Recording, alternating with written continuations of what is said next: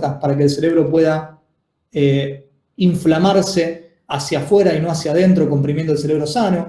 Entonces, hay toda una serie de tratamientos que son tratamientos escalonados, guiados por estas publicaciones.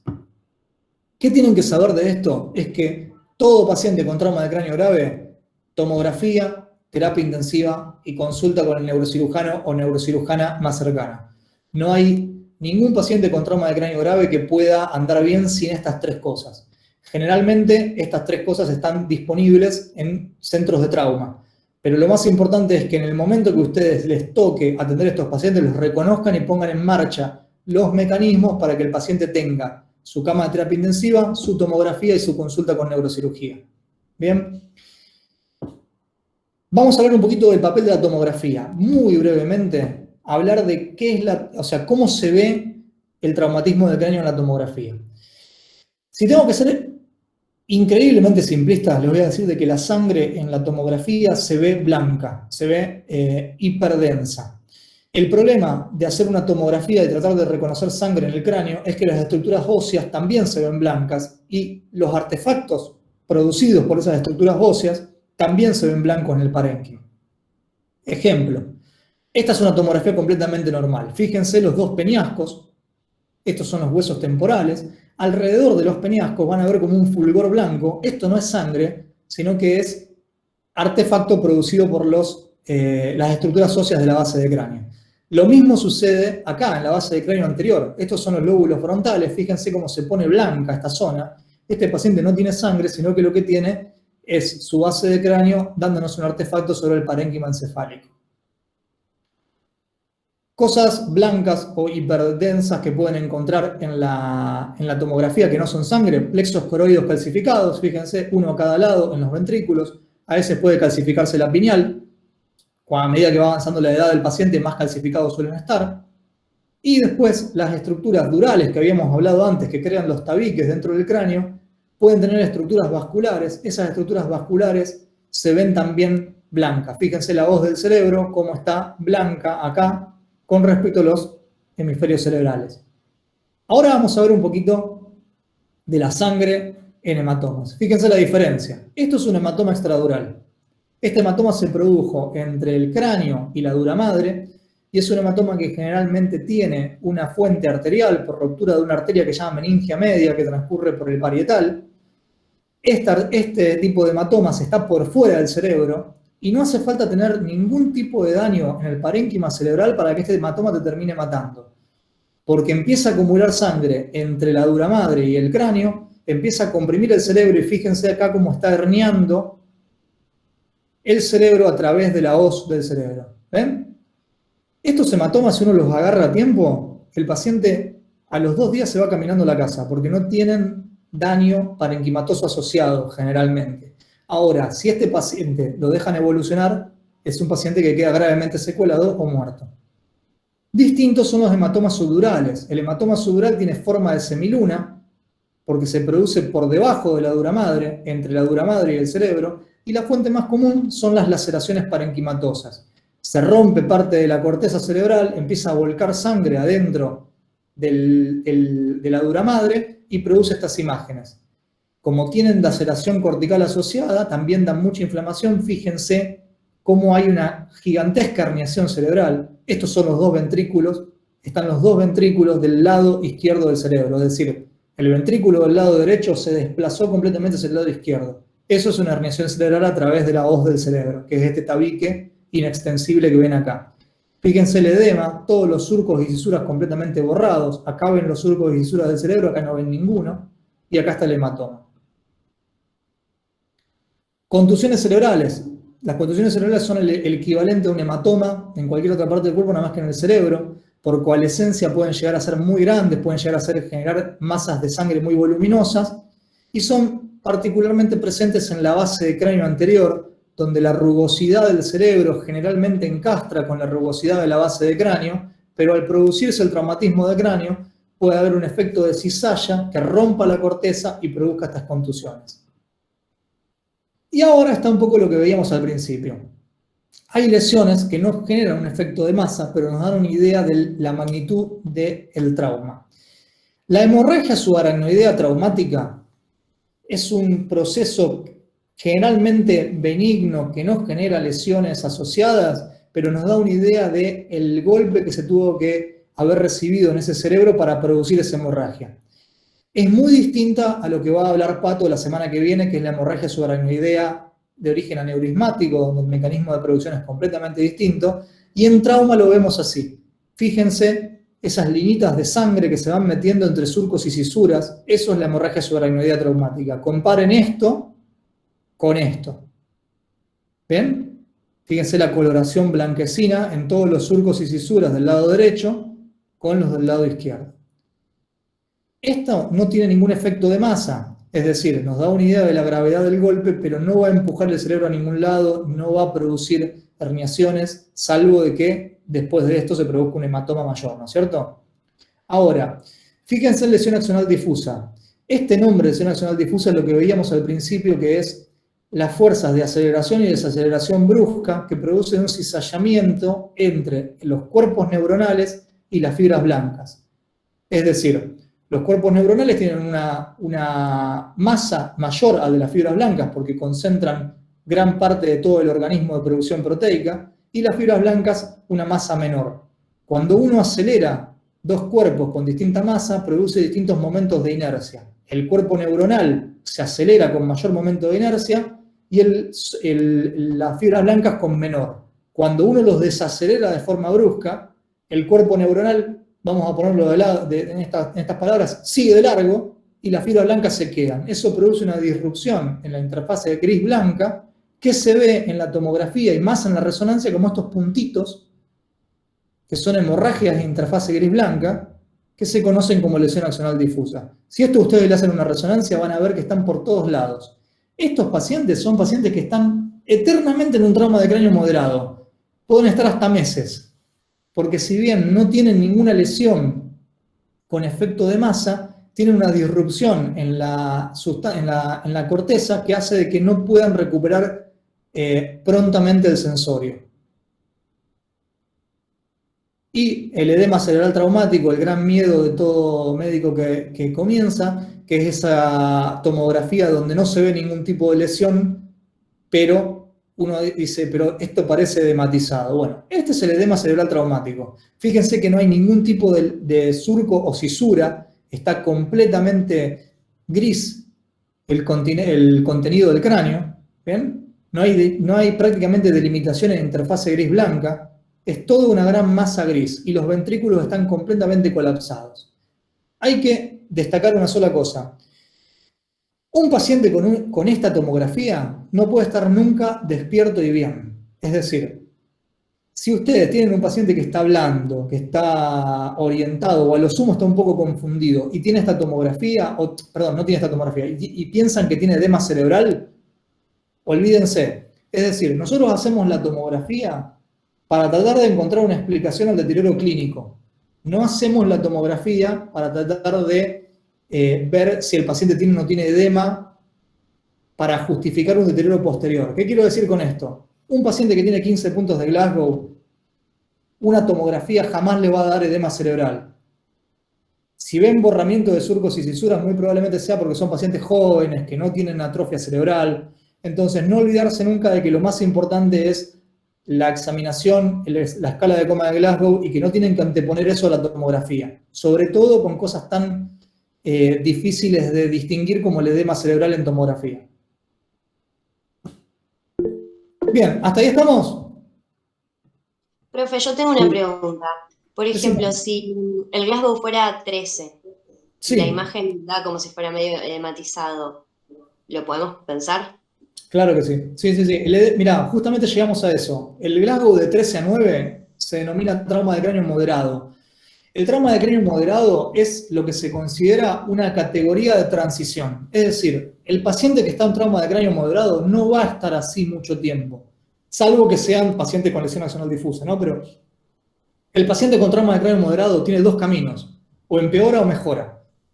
O se va para el lado del leve o se va para el lado del grave, porque los procesos que lo mantienen en ese deterioro del sensorio son procesos que son suficientemente complejos como para empeorarlo, o son muy transitorios como para mantenerlo deteriorado mucho tiempo. Entonces, estos pacientes con trauma de cráneo moderado van siempre a tomografía, siempre a tomografía. El único que podemos dudar si tomografiar o no es el leve, y tenemos una serie de criterios que nos ayudan. Pero el trauma de cráneo moderado siempre a tomografía, para tratar de entender por qué está en ese deterioro. Si la tomografía es normal y el paciente se prolonga en ese estadio, podemos hacer una resonancia por las dudas de que tenga lesión nacional difusa y demás. Pero generalmente, trauma de cráneo moderado con tomografía normal va a mejorar en el corto plazo. Ahora, si encontramos grandes alteraciones, hematomas y demás, ese es un paciente que vamos a tener que tratarlo como un grave. ¿Bien? Sí, ¿le puedo hacer una pregunta? Sí. Una cosa, si existe una disociación, digamos, entre la clínica, o sea, vas a hacerle el Glasgow y todo, perfecto, qué sé yo, pero en la imagen tiene alguna alteración, en la imagen tomográfica. Y después, digamos, posteriormente va a empeorar su clínica, supongo, pero si existe esto. Vamos a situarnos un poco más en el caso o el caso imaginario en cuestión. Por ejemplo, si vos tenés un paciente que tiene 14 puntos, 15 puntos de Glasgow, ¿no es cierto? Bien, deberías tener algún factor de riesgo para haber indicado una tomografía, ¿no es cierto? Bien, entonces, pongámosle paciente con 15 puntos de Glasgow y coagulopatía. ¿Bien? Una coagulopatía, le indicas una tomografía y le ves un hematoma. Ese paciente en particular necesita una interconsulta con neurocirugía sí o sí para valorar si ese hematoma va a progresar o no. Muy probablemente te lo admitan como los neurocirujanos y te digan, bueno, listo, despreocupate, me quedo yo le hago tomografía seriada, corregimos la coagulopatía, vemos cómo hacemos consulta con los hematólogos. Ya es un caso que toma una complejidad mayor al simple trauma de cráneo leve. Ahora, vamos al otro escenario. Paciente con trauma de cráneo que no tiene factores de riesgo, pero tiene, por ejemplo, 14 puntos. Vos le haces una tomografía a ese paciente. Le encontrás una lesión mínima, un pequeño hematomita, un hematoma epidural chiquito y demás. También vas a tener que hacer una interconsulta con neurocirugía, porque generalmente las decisiones en base a si ese hematoma tiene posibilidades de progresar o no progresar, no tienen una base teórica firme, es más bien empírica. Es decir, cuando nos consultan a nosotros sobre qué hacemos con este paciente, cómo lo tratamos y demás, no tenemos una regla salvo la experiencia propia en cómo reaccionar. Entonces, Pato, por ejemplo, te puede decir, mirá, yo he visto estos hematomas epidurales, déjalo 2 días más, así le controlamos el dolor de cabeza porque va a empezar a tener dolor de cabeza, con 2 días más le hacemos una tomografía nueva, vemos que esté estabilizado en el tamaño, y ya si hacemos 2 tomografías con diferencia de 48 horas que el hematoma no ha cambiado, le podemos mandar a la casa. ¿Qué significa eso? Significa de que si vos tuviste que pedir la tomografía y encontrás alteraciones en la tomografía, ya ahí vas a tener que apoyarte en los servicios, te vas a tener que apoyar en neurocirugía, te vas a tener que apoyar en terapia intensiva, en hematología, porque ya escapa un poco a la órbita de la atención primaria. Bien. ¿Me explico? Se empieza a tratar al paciente más basado en cuestiones propias de la especialidad que cuestiones de la medicina general y de atención primaria. Y, por ejemplo, Pato te puede internar al paciente 2 días y yo puedo decir que te lo dejo. Ok, bien. Pato, ¿vos estás de acuerdo? ¿Querés agregar algo? No, sí, son justo. Hay el tema de las coagulopatías y los traumatismos de cráneo es. Yo, los 2 casos que tuve en el último año, en los 2 últimos años, por ahí lo tenía el paciente, le hice una tomografía, tiene un hematomita, como dijo Faco, laminar, chiquitito, entre el hueso y el cerebro, y a veces lo tenía en observación y a veces el paciente empeora. O sea, me ha pasado de estar hablando con el paciente e irme a hacer otra cosa y que me llamen a la hora que el paciente está en coma y con una pupila, o sea, clavándose, porque creció tanto, porque vos pensás que tiene algo chiquitito que está sangrando, pero no tiene ningún mecanismo para parar ese sangrado. O te hace un tapón primario, pero no tiene para hacer tapón secundario. ¿Entendés? Sobre todo el anticoagulado, más que el antiagregado. Y sobre todo, el problema más grande lo tenés con todos estos anticoagulantes nuevos, lo de la Pixaban, todo eso. O sea, ojo con el paciente anticoagulado con paciente doble fila. Ojo que por ahí un trauma leve, una pavada, un paciente grande, yo lo dejaría en observación. Y lo otro que tenés que actuar, sí por ahí importante, ¿por qué importante para ustedes? Más allá obviamente que tiene que haber un hematólogo, tiene que haber un neurocirujano, un terapista. Primero que hay que ver que estén en un lugar con terapia intensiva. Y después por ahí, lo que sí pueden llegar a ir haciendo ustedes es ir, porque si vos estás en un hospital, por ahí lo que pueden ir haciendo ustedes es ir revirtiendo la anticoagulación muchas veces, ¿sí? ¿Viste? Si no tenés plasma, protonplex, lo que tenga, o ir hablando con el hematólogo para ver qué medidas pueden ir tomando para ir revirtiéndola, ¿sí? Porque también, no solamente, si vos tenés hematoma y un paciente anticoagulado, no solamente tenés que esperar que venga el neurocirujano, sino que tendrías que ir, que un error que nosotros a veces vemos, es ir revirtiendo esa anticoagulación, pero coincido con Facu, capaz que el paciente está anticoagulado porque tiene una fibrilación auricular, entonces ahí entra, ya te sumo uno más, el cardiólogo, terapista, tenés que más o menos decidirlo.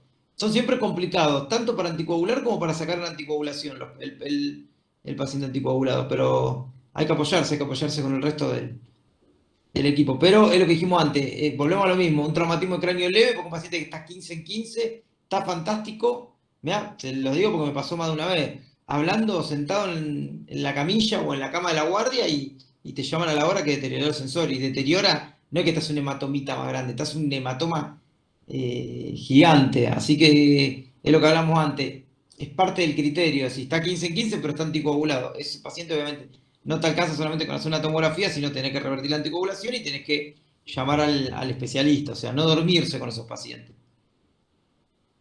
Facu, no. Perfecto.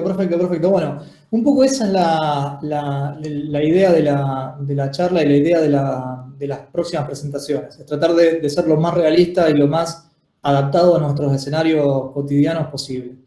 Como conclusión final, la verdad es que lo más importante que se tienen que llevar es que el paciente con trauma de cráneo tiene que ser estratificado de forma correcta. Es decir, lo más difícil es ese tamizaje, es tratar de ver cuál es el paciente que tiene chances de complicarse y cuál es el que no. Obviamente cuando comiencen, muy probablemente sobreestimen la gravedad de los traumatismos, y está bien que así sea, es preferible la sobreestimación a la subestimación, es decir, no le pasa nada y después que el paciente pague las consecuencias. Eso tiene que ir afinándose, es decir, si bien es normal de que cuando uno empieza a ejercer sobreestime la gravedad, eso tienen que seguir esos pacientes, tienen que saber cómo anduvieron para poder ir afinando la puntería, porque si no es un error que se arrastra, que no se genera experiencia a través de eso. Tiene que saber que la tomografía es el estudio de elección, que por más de que siempre se ha puesto a la resonancia como si fuera una especie de peldaño superior de la tomografía, no es así. En trauma de cráneo la tomografía es sensible, es específica y es rápida. Entonces, la tomografía es realmente el estudio de elección. En pacientes moderados y graves no se discute. En pacientes leves tenemos criterios específicos para poder ahorrar recursos, que es muy importante. Y sobre todo, sepan de que si bien tratar el trauma de cráneo es resorte de los neurocirujanos, del intensivista y demás, gran parte de lo que hacemos depende de lo que ustedes hagan en atención primaria. Es decir, el paciente que tiene chances de mejorar porque los médicos que lo vieron primero actuaron de forma correcta.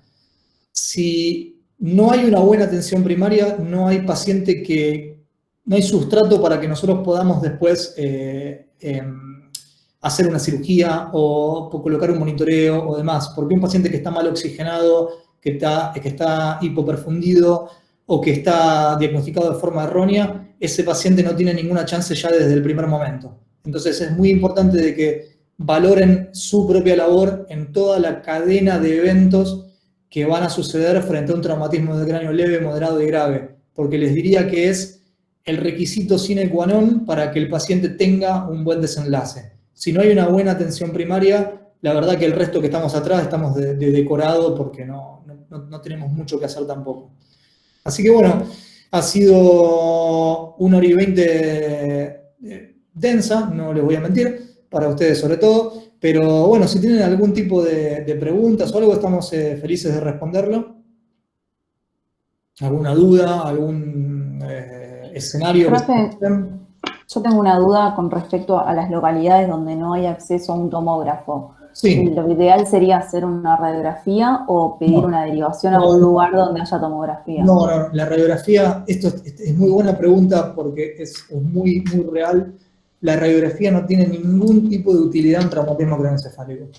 Perdón que sea tan directo, pero la radiografía no tiene ningún tipo de utilidad. Te podrán decir, no, lo que pasa es que yo mirando la radiografía puedo llegar a ver si tiene una fractura, sí, pero una cosa es una fractura de cráneo y otra cosa es lo que sucede dentro del cráneo con el parénquima cerebral. Hay un montón de lesiones sin fractura y hay un montón de fracturas sin lesión. Entonces, Claro, se ve lo más grosero. no, ni siquiera se ve lo más grosero, no se ve nada. Básicamente vos podés ver una línea de trazo fracturario, pero hemos tenido miles de trazos fracturarios sin ningún tipo de lesión y hemos tenido miles de lesiones sin trazo fracturario. Es como que estás buscando otra cosa. Por eso les digo que la tomografía es en los pacientes que la necesitan. O sea, vamos a partir de la base. Lo principal es definir qué paciente la necesita. Una vez que saben que la necesita, no hay reemplazo. Se necesita la tomografía y se necesita la tomografía. No hay posibilidad de hacer otro estudio para suplir o prolongar el periodo de observación. Una vez que se decidió de que el paciente necesita una tomografía, la necesita.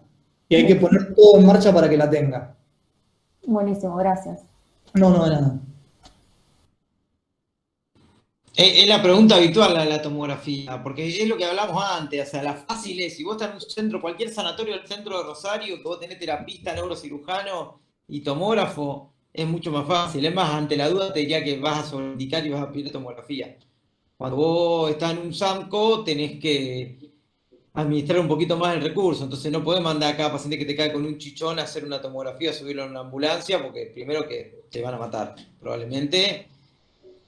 Entonces ahí tenés que administrarlo un poco más, pero bueno, es un poco lo que dice Facu, o sea, si ante la duda lo tenés que subir y mandarlo a hacer la tomografía. Y después, si es importante, por ahí Facu en un momento, una era daño primario y daño secundario, o sea, el daño primario es el daño que va a recibir, o sea, si el paciente chocó con el auto y tiene un hematoma extradural con una fractura, bueno, eso, obviamente que el daño directo es el daño primario, nosotros con eso por ahí no podemos hacer nada, pero sí evitar o ayudar a evitar que no sufra un daño secundario, manteniendo las cuestiones básicas que tienen que ver con lo que dijo antes, que es la TLS, o sea, una buena oxigenación, una buena perfusión, la vía aérea despejada, o sea, todas esas cuestiones que hacen que el paciente esté bien perfundido, o sea, a ver, ¿por qué lo decimos esto? Porque lo vemos, o sea, el paciente llega en ambulancia no intubado, o ponerle que puede ser que no esté intubado porque uno no la tenga tan clara intubando, pero mal oxigenando, desaturando, hipotenso, eso Facu, bueno, vos también lo habrás visto, hipotenso, o sea, mal,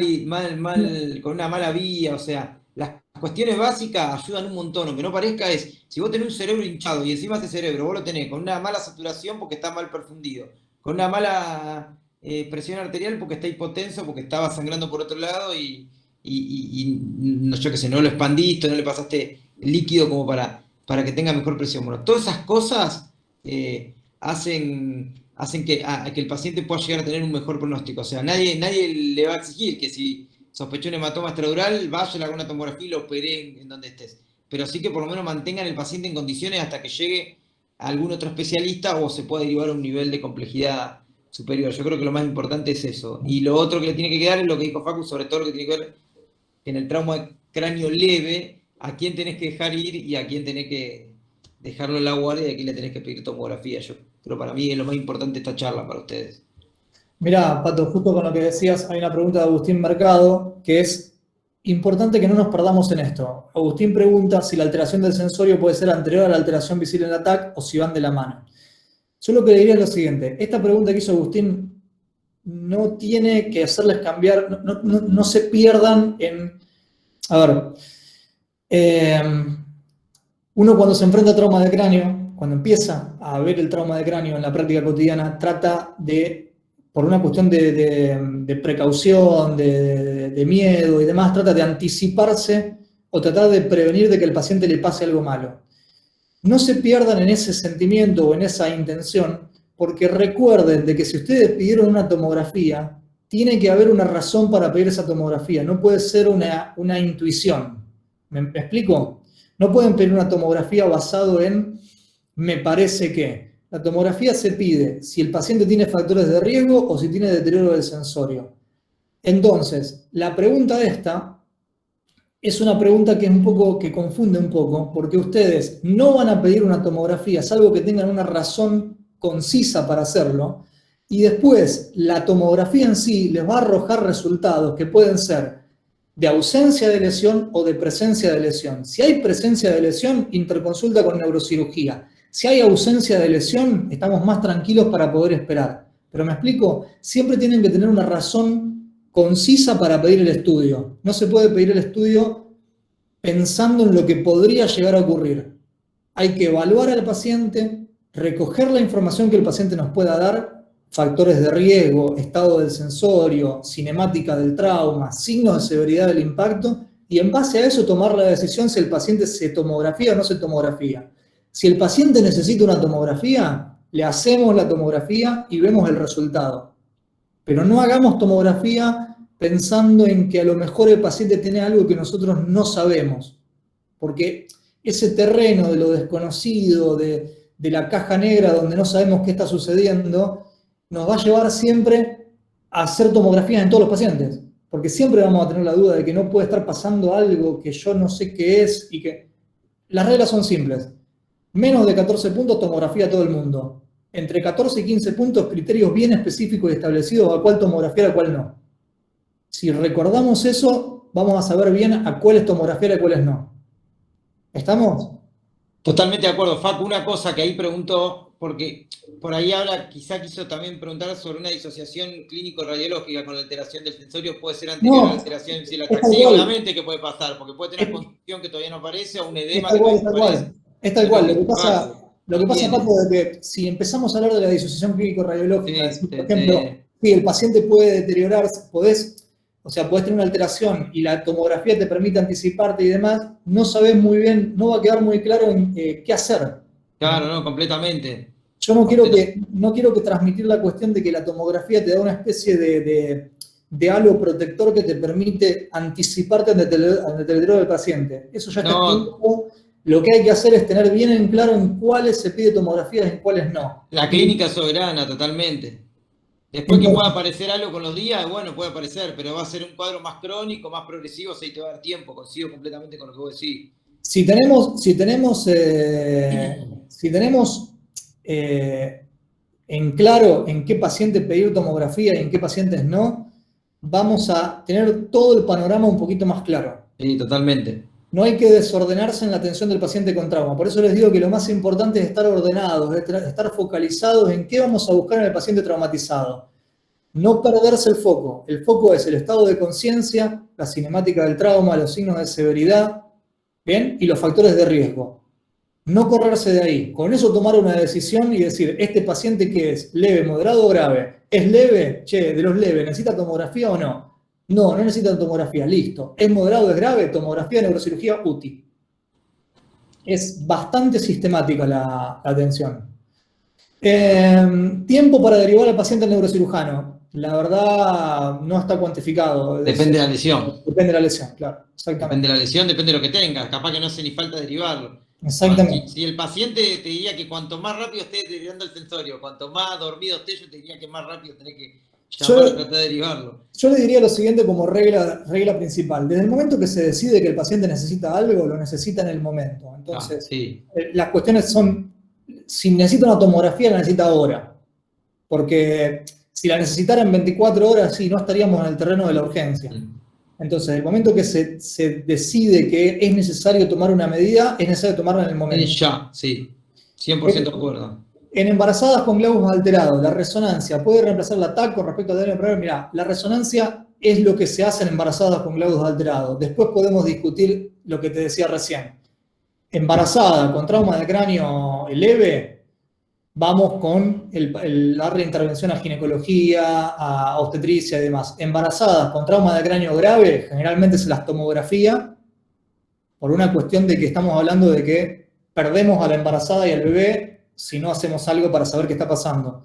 Entonces, si es leve, nos tomamos el tiempo para consultar al obstetra sobre qué hacer, si estiramos el periodo de observación, si hacemos resonancia, qué hacemos.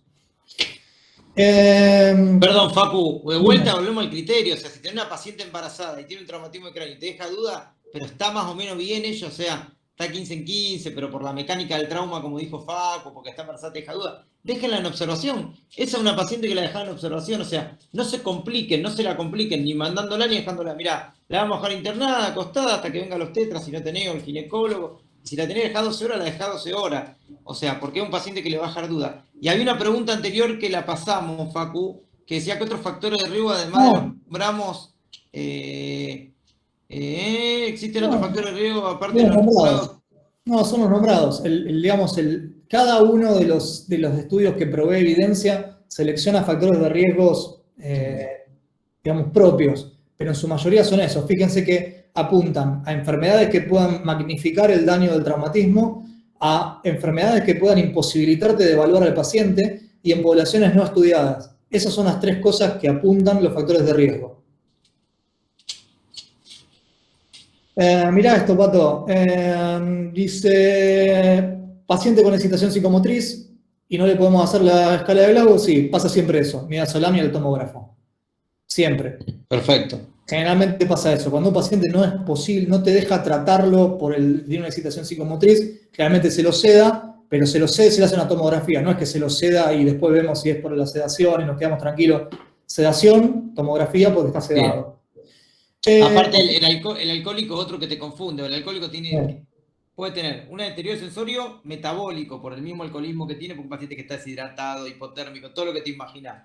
Puede tener un alcoholismo, por el alcoholismo ya de por sí, el alcoholismo crónico, es un paciente que está coagulopático. Es un paciente que se cae todo el tiempo y se golpea la cabeza todo el tiempo, entonces no sabes si realmente qué tipo de traumatismo de cráneo tiene.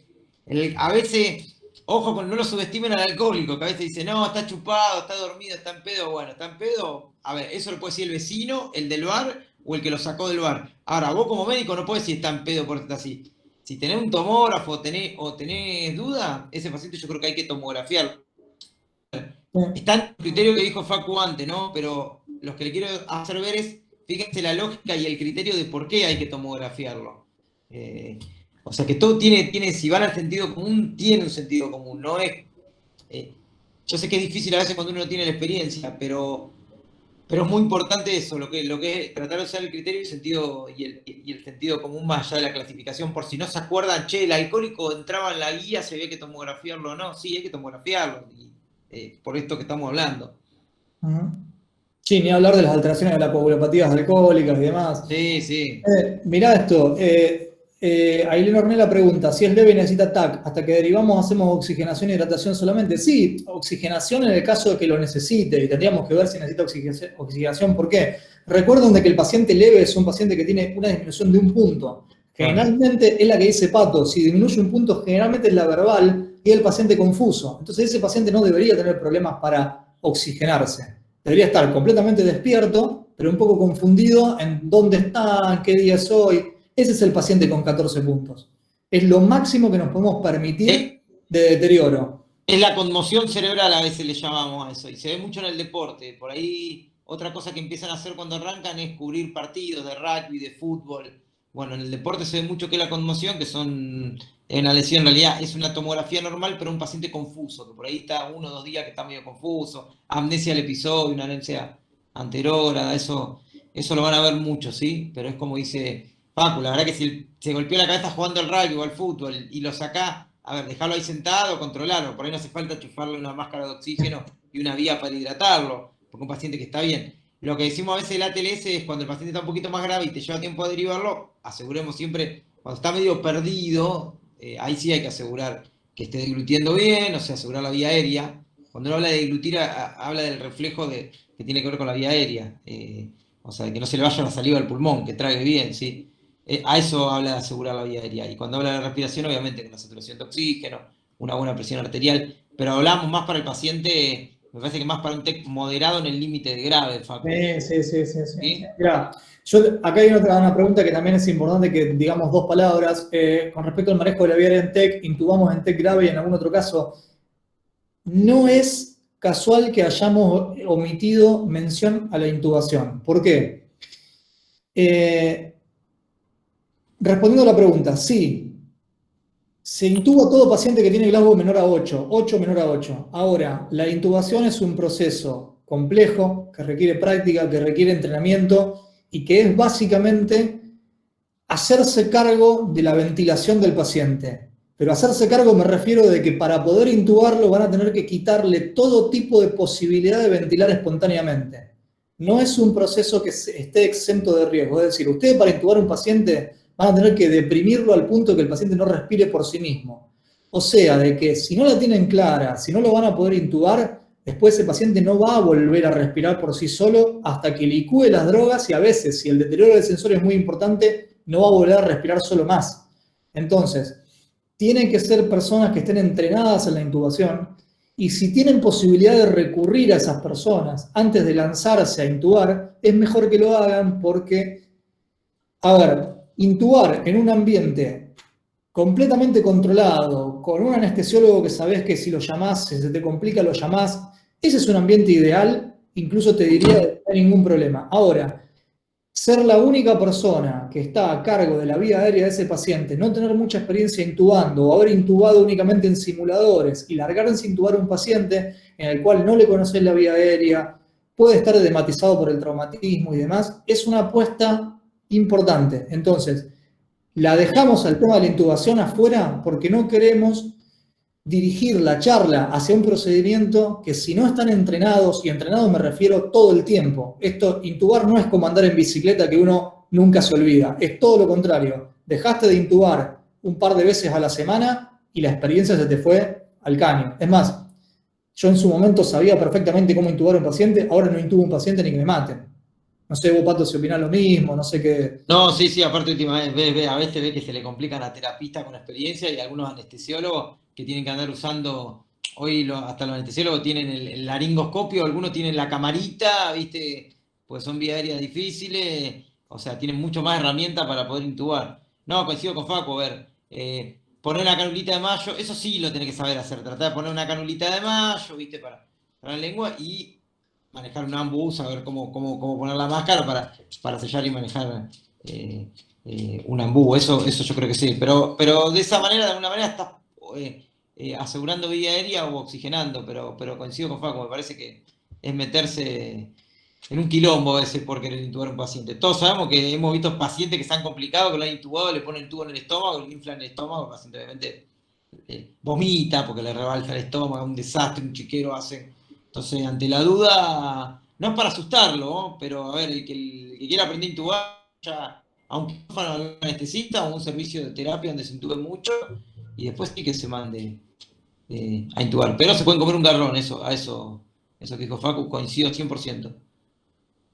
Bueno, ¿cómo estamos? ¿Bien? ¿Alguna pregunta más? ¿Algo más que...? Obviamente esto lo vamos a ir charlando a lo largo de todas las presentaciones, son 5 en total, y todas van a tener el mismo tipo de desarrollo, o sea que a su vez también todas giran en torno a la neurocirugía y los temas se conectan bastante, entonces cualquier duda que pueda haber surgido hasta la presentación final, lo podemos ir charlando sin problemas.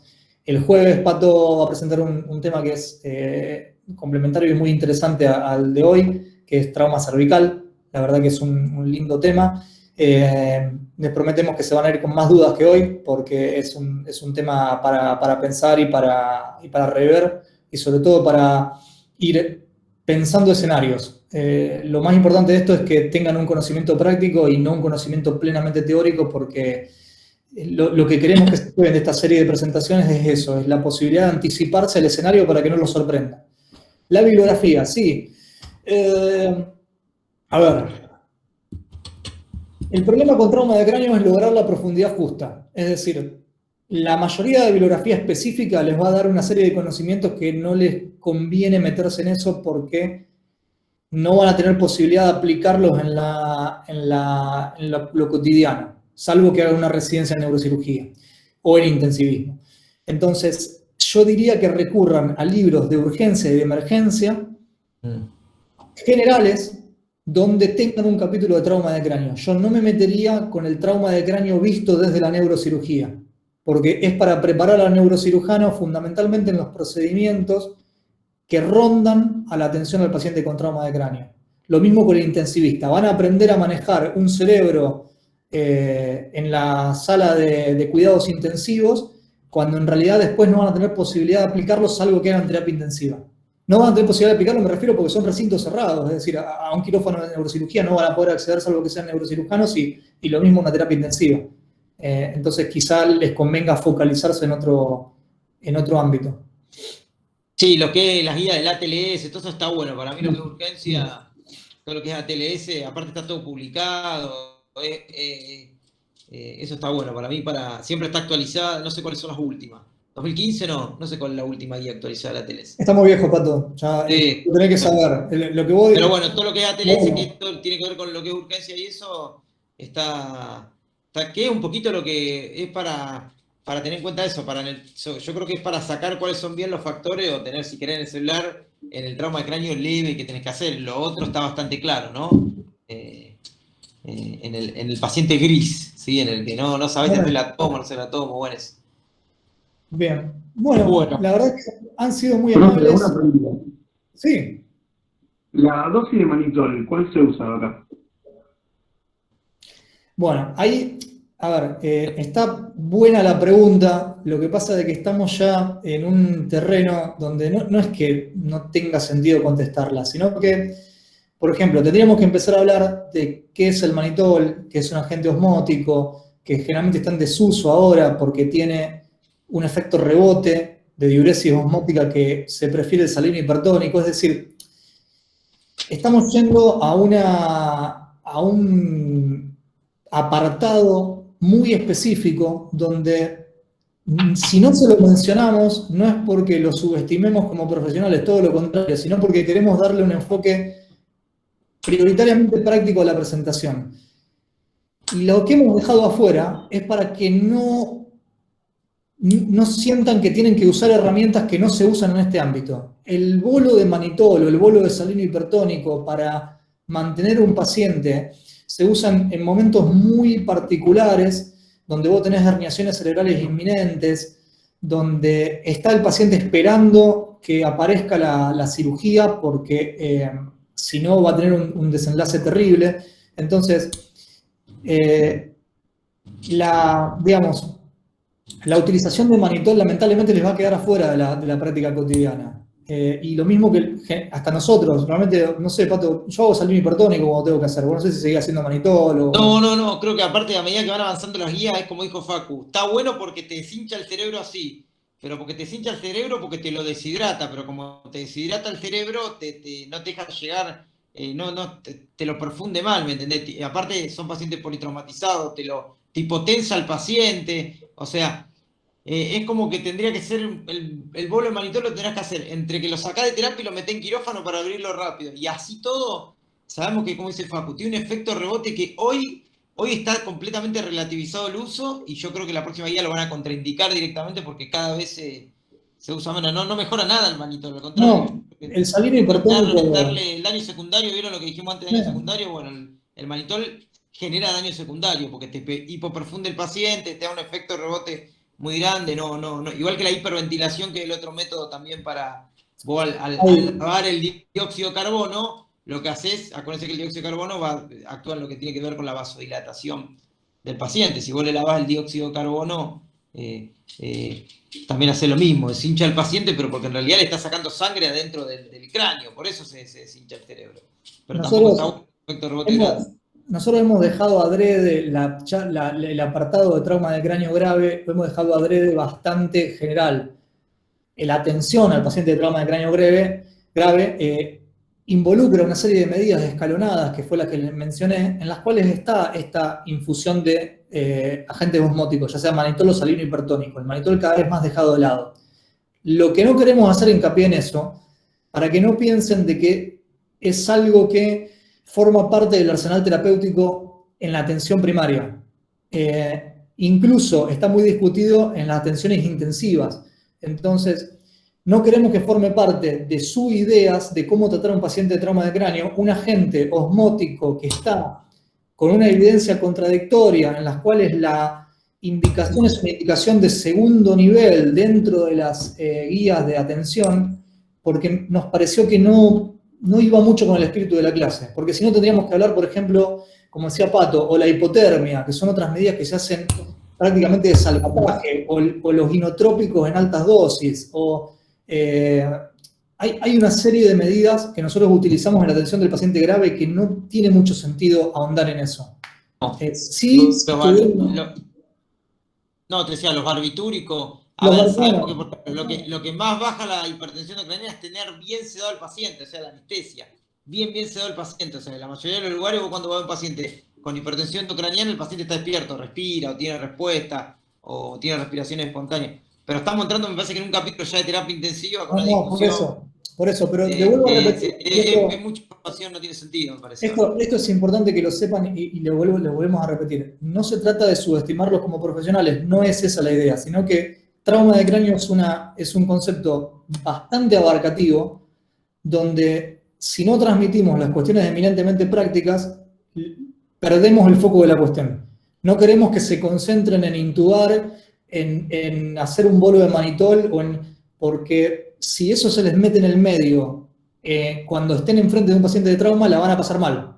Es decir, se le van a empezar a mezclar conceptos que no queremos que... Además tenemos hora y media para poder dar esto, no tiene sentido. Tendríamos que extender, no sé, creo que, ¿cuánto? 6 meses para hablar de trauma de cráneo. Sí. Bien. Bueno, ¿alguna pregunta más? ¿Algo que quieran saber? ¿Algo que...? Obviamente, como les decía, abiertos las próximas presentaciones a volver sobre este tema sin ningún problema. Yo lo pregunté porque, por ejemplo, si vos estás en un lugar a 2 horas de un centro de alta complejidad y tenés un paciente con hipertensión endocraniana, ¿cómo proceder? ¿Qué hacer? Claro, Ilian, perfecto. ¿Ilian es tu nombre o Ian?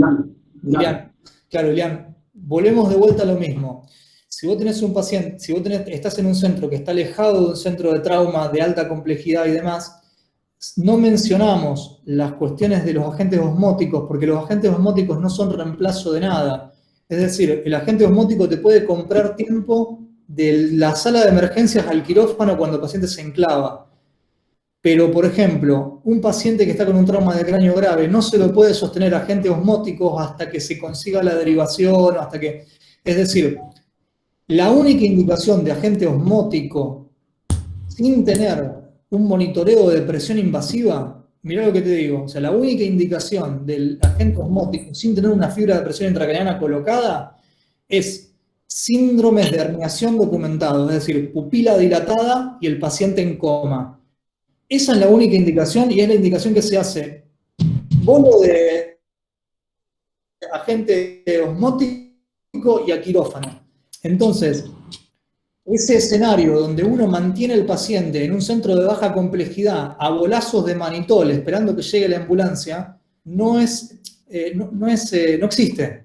Por eso les recalcaba recién de que lamentablemente en trauma de cráneo, cuando uno está frente a un paciente y decide que necesita ciertas cosas, no son reemplazables. Si necesita una tomografía, necesita la tomografía. No lo podemos reemplazar con tomografía, con placa. Si necesita quirófano, no lo podemos reemplazar con agentes osmóticos. Entonces, lamentablemente, el paciente con trauma de cráneo necesita una serie de pasos en su atención que no son reemplazables. Si vos estás en un centro de atención alejado, por ejemplo, no sé, de Rosario, y tenés un paciente que tiene hipertensión endocraniana documentada porque está en coma y demás, no te recomiendo hacerle a ciegas bolos de manitol porque muy probablemente lo deteriores más de lo que lo ayudes, porque no sabes cuánto tiene hipertensión endocraniana, cuáles son los parámetros, es muy complejo el manejo del cerebro intensivo. Yo no sé, Pato, si vos estás de acuerdo o... No, completamente de acuerdo, y a eso íbamos antes, o sea, lo más difícil es estar alejado o en un sistema o en alguna provincia o en un lugar donde el sistema público no funcione bien.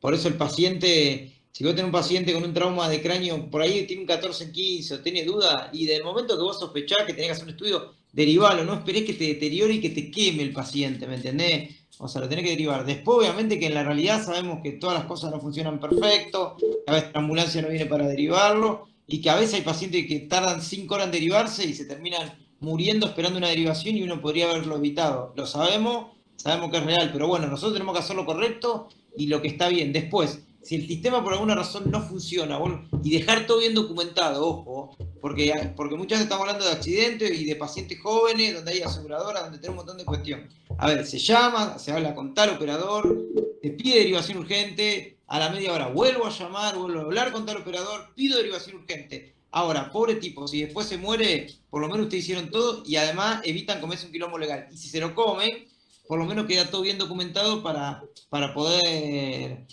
zafar, ¿sí? Pero bueno, a veces es el caso más complicado ese, Facu, sí, completamente de acuerdo con vos. Pero el monitor está bien, la pregunta es algo que se usó mucho en un momento. A ver, la medicina es una moda y el traumatismo de cráneo ni te cuento. En una época se le hacía corticoide a los traumatismos de cráneo, imagínate. ¿Cómo no le va a hacer corticoide a un traumatismo de cráneo que tiene el cerebro inflamado? Tiene edema cerebral, ¿cómo no le va a hacer corticoide? Era un asesino si no le hacías corticoide. Y eso fue hace 15 años atrás, hoy se sabe que al contrario. Lo más probable es que el inmunodeprima y termine con una neumonía, el paciente más rápido que antes. No tiene ningún tipo de... Es más, de lo único que sabemos a ciencia cierta, vieron que la evidencia se gradúa en clase. Bueno, la única evidencia 1A que hay en trauma de cráneo es que no hay que hacerle corticoides. Es lo único que estamos 100% seguros. Hace 20 años era un loco si no le hacía corticoide. Exactamente. Sí, Aguilén está levantando la mano. Perdón, fue sin querer. Estaba probando el Meet. A mí también me tienta a tocar los botoncitos abajo. Sí, bueno. Si les surge alguna duda más, ya sepan de que la podemos charlar en cualquier momento. ¿Alguna otra pregunta que tengan?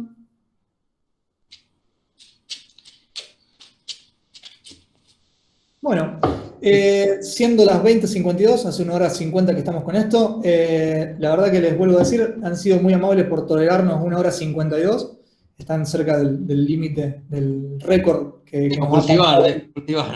Exactamente, es mucho lo que... Ya entramos en más o menos en los Pokémon convulsivantes, eso que empiezan a convulsionar los alumnos, así que bueno, estamos ahí en el límite. Sabemos que han tenido un día muy, muy ocupado, porque Elías me ha dicho que han tenido un día extenso con clases. Nos volvemos a encontrar el jueves, 20 horas. Jueves, 20 horas. ¿No es cierto, Pato? Jueves, 20. Chao, Facu. Así que, bueno, muchas gracias. Saludos. Dale, chao. Gracias. Chao. Gracias, Gracias. chao, profe. Ay, gracias.